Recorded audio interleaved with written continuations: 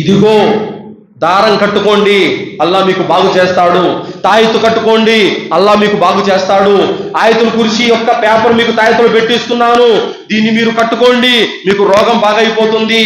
ఇదిగో మీ ఇంట్లో ఖురాన్ చదువుతున్నాను, ఇంకా నేను అవి కడుతున్నాను, ఇవి కడుతున్నాను, టెంకాయలు కడుతున్నాను, దర్గా ఫోటో పెడుతున్నాను, మీకంతా బాగైపోద్ది అని చెప్పి 5,000, 10,000 డబ్బులు తీసుకొని ఇస్లాం ధర్మాన్ని వ్యాపారంగా ఎవరైతే చేసుకున్నారో వాళ్ళ గురించి అల్లా తాలా ఖురాన్ గ్రంథంలో సూర బకరా 174వ ఆయతలో ఏమంటున్నాడు?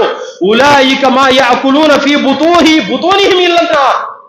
ఎవరైతే అల్లా ధర్మాన్ని, అల్లా ఆయుతులను అల్ప ధరలకు అమ్ముకుంటున్నారో అలాంటి వారు తమ పొట్టలను అగ్నితో నింపుకుంటున్నారని అల్లా సుబ్హానహు వ తఆలా అంటున్నాడు.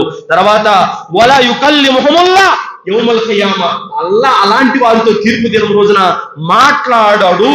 వలా యుజక్కీహిమ్ వలహుమ్ అజాబున్ అలీం, అలాంటి వారిని అల్లా పరిశుద్ధపరచడు, పైగా తీర్పు దినం రోజున అత్యంత కఠినంగా అల్లా తాలా వాళ్ళని శిక్షిస్తాడు. ఎందుకు? అల్లా ధర్మాన్ని అర్థం చేసుకోమని పంపితే, విశ్వసించమని పంపితే ఖురాన్ ఆయుతులతో వ్యాపారం చేసుకుంటున్నారు ఈ దర్గాల దగ్గర ఉన్న వాళ్ళు. సూర్య ఫాతిహా, సూర్య ఆయతుల్ కుర్సీ, కులౌజు బిరబిల్ ఫలక్, బిరబిన్నాస్, ఈ సూరాలు పేపర్లన్నీ కట్ చేసేది, తాయెత్తుల్లో మడిచి పెట్టేది, 100కు 150కి అమ్ముకునేది. ఇది వీళ్ళ వ్యాపారం.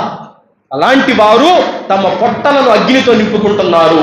అలాంటి దౌర్భాగ్యులు రేపు తీర్పు దినం రోజున అల్లా తాలా వాళ్ళని బగబగమంటే నరకంలో పడేస్తాడు. సోదరులారా, ప్రవక్త సల్లల్లాహు అలైహి వసల్లం వారు అన్నారు, మన్ అల్లక తమీమతన్ ఫఖద్ అష్రక్, ఎవరైతే తాయెత్తు ధరిస్తారో వారు షిర్కుకు పాల్పడినట్టే అని చెప్పారు. కావున సోదరులారా, ఈ తాయెత్తుల మీద, దారాల మీద, టెంకాయల మీద, నిమ్మకాయల మీద నమ్మకం పెట్టేవాడు ముష్రిక్ అవుతాడు, ముస్లిం కాలేడు.